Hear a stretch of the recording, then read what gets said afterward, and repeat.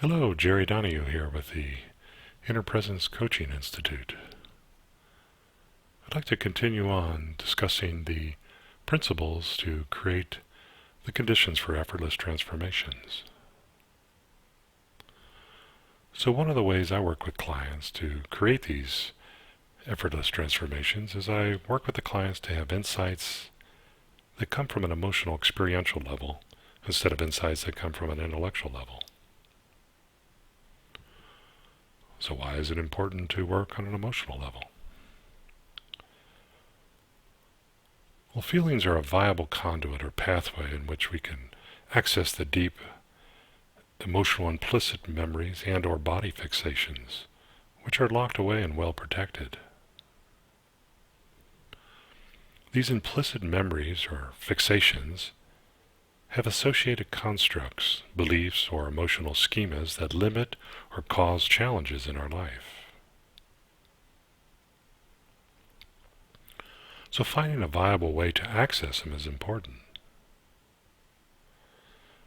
Let's look at an admittedly oversimplified example to drive home this point. Suppose a client has deep sadness and hurt about not having a sense of belonging in a current context of being shunned by a group of friends. And this cuts deep to the bone.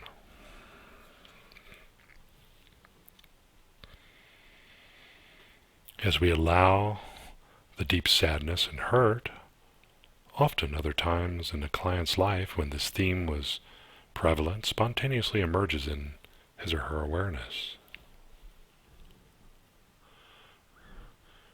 We were not trying to mentally uncover these other times or use analysis to dip into the past. They just naturally emerged when connecting to sadness or hurt of the current context in which they were speaking.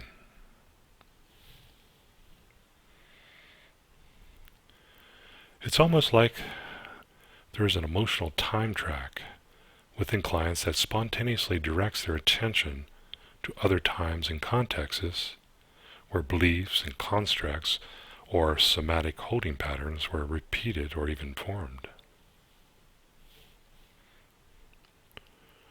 Through acknowledging and allowing these emotional connections, clients can access and share specific information of what these implicit memories, the beliefs they hold, that are arising in their experience.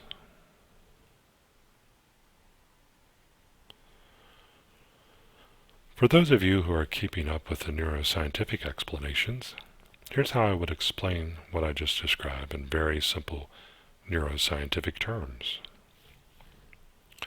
These implicit memories that comprise the constructs, beliefs, or emotional schemas are found in the amygdala in the limbic system of the brain. Intellectual, rational thinking is a function of the neocortex of the brain. The neocortex cannot access nor change these implicit memories in the limbic system. Have you ever tried to rationally talk someone out of a fearful state? No matter how much rational evidence you present, it has no impact. The person is activated in the limbic region, and you are talking from and appealing to the neocortex. It takes direct access to those memories for the neuropathways to be opened. Only when they are open can new neuropathways be formed and for change to occur effortlessly.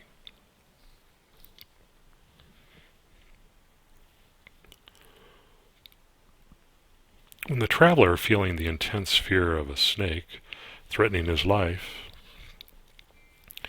when that's happening for the traveler, that's a neuropathway opening. Seeing the snake as a rope while the fear-laden neuropathway is open is a new construct, replacing the I'm going to be poisoned construct. So what I'm saying here is it's much more effective to work on an emotional level instead of an intellectual level if the intention is to cultivate effortless transformations. In order to do that, I developed a set of practices and protocols that prevents me from unwittingly causing emotional disconnection within clients.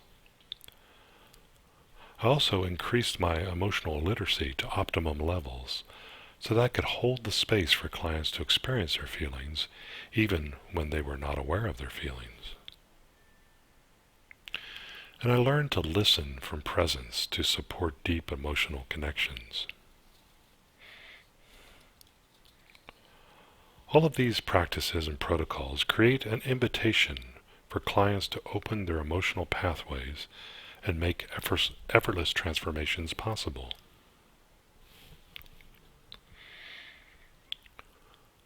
So another way, or another principle that's important to this creating the conditions for effortless transformation is placing a priority on experiential work with clients that will yield transformative insights that are not possible with talk about or story about engagements. So in keeping with this principle of guiding clients to becoming aware and staying emotionally connected, I found one of the more powerful ways to accomplish this is to make the session experiential. In a supportive context, there seems to be a strong tendency for people to talk about or go into stories about their experience. Other clients may speak from a detached spiritual stance devoid of feelings about their experience. All of these I consider protection. If allowed to pervade the session without awareness, the session will be about protection, and this can go on indefinitely. So let's review an example to get some clarity around this, what I'm talking about here. Let's suppose a client who otherwise has a peaceful life comes in and says she wants to transform her reaction she has to her husband.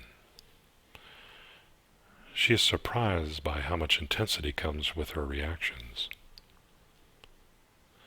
She begins to tell stories of all the times when he was inconsiderate and said and did things that she interpreted as not valuing her, and she reacts.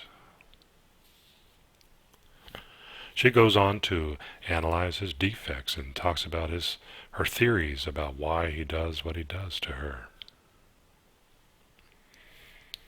This is what I would consider a talk about or a story about session where she expresses herself with feeling and thoughts, but is not connected to her feelings.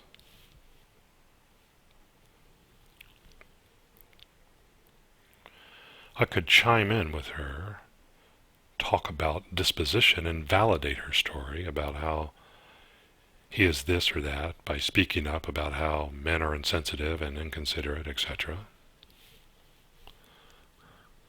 But that would keep her identified with the story, which would be in essence colluding with her protective stance of not acknowledging and connecting to her deeper feelings. Or from a spiritual perspective, I could easily proclaim her story as arising out of her ego and that she must transcend it. This too would be invalidating her experience. It could easily be interpreted by her as there is something wrong or unspiritual with her for expressing her grievances.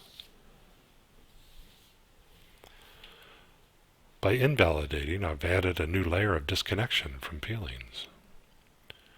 Not only is she not feeling her feelings because they are too painful to acknowledge, now she won't feel them because to do so means she is entrenched in ego, which means she is unspiritual. So instead of validating or invalidating her experience in an inner presence inquiry session, I would ask her to pick one time where she reacted strongly to something her husband said or did. I would use this as a context to start the inquiry and make the session experiential. I'd ask her to recall the scene where her husband said or did something that triggered her. As she recalls the specific scene, I would ask her to check inside to see what she was feeling and what she was wanting that she wasn't getting in that contextual scene. After a few moments of her introspection and interconnecting, she reported she was feeling heard and wanted to know she was valued. So hurt feelings were acknowledged and felt in the moment. It was both painful and relieving for her to feel the hurt in that moment. She was no longer into her blaming story or talking about him. She was feeling her feelings and connecting to them.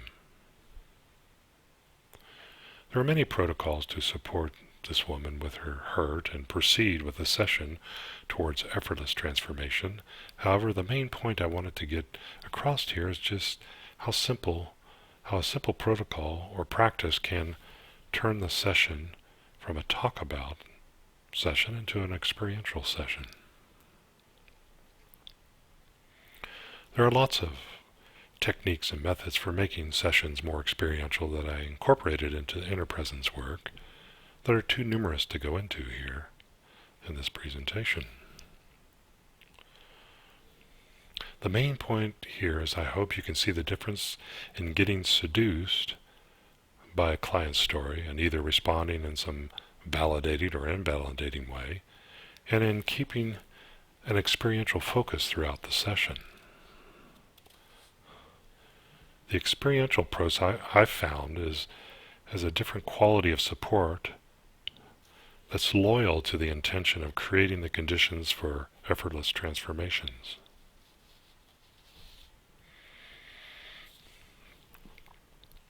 So I hope you found this short presentation useful. If you'd like to explore a more formalized training, we have a 9-month inner presence coaching program starting. Check the website for the dates at www.innerpresencecoaching.com. Or if you have a question, please email me at jerry@innerpresencecoaching.com.